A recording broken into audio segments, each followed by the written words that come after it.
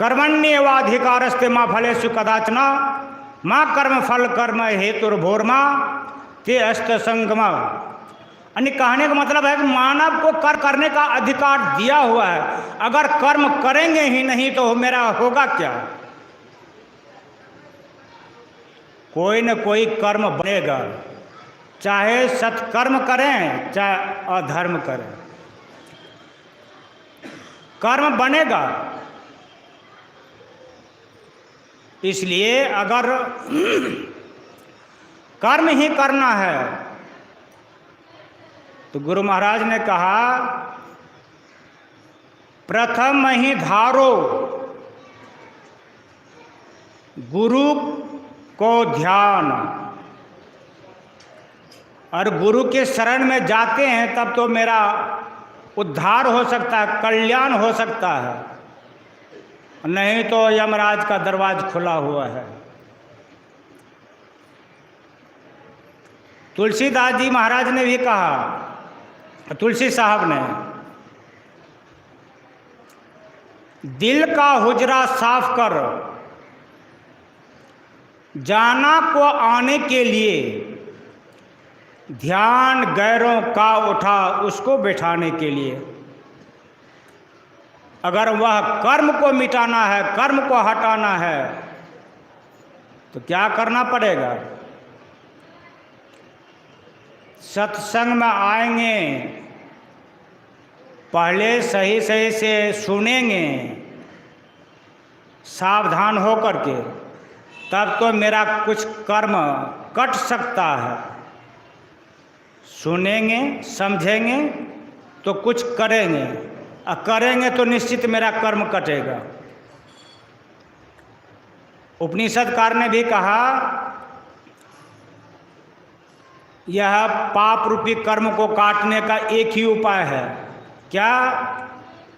त्यदीशय समं पापं विस्तरणं बहुयोजनं विद्यते ध्यान योगेन नान्य भेद कदाचन। एकमात्र सत्संग और दूसरा क्या है? ध्यान।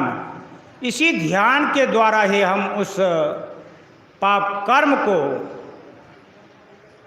हम काट सकते हैं, अन्यथा दूसरा और कोई उपाय नहीं है। संत कबीर साहब ने भी कहा,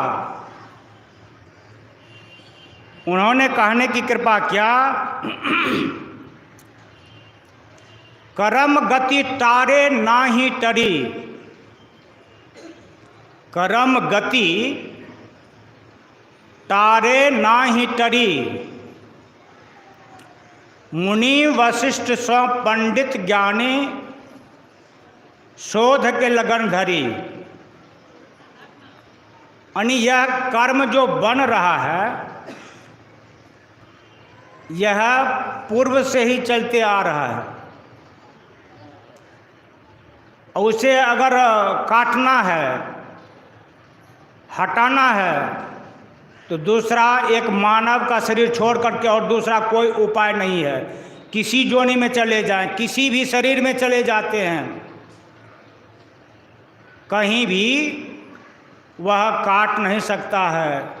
कहीं उसको यह ज्ञान नहीं मिल सकता है कि सत्संग क्या होता है और ध्यान क्या होता है। केवल मानव को ही कहा।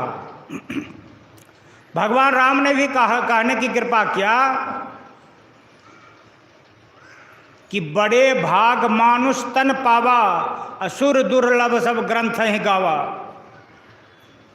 केवल मानव को ही कह रहा है।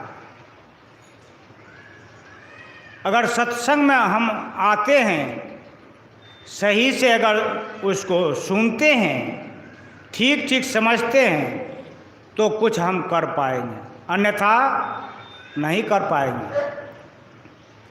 एक सत्संग के अलावा दूसरा और उपाय नहीं है।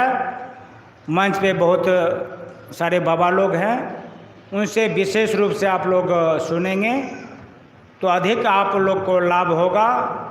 ज़्यादा मैं समय नहीं ले रहा हूँ। श्री सद्गुरु महाराज की जय।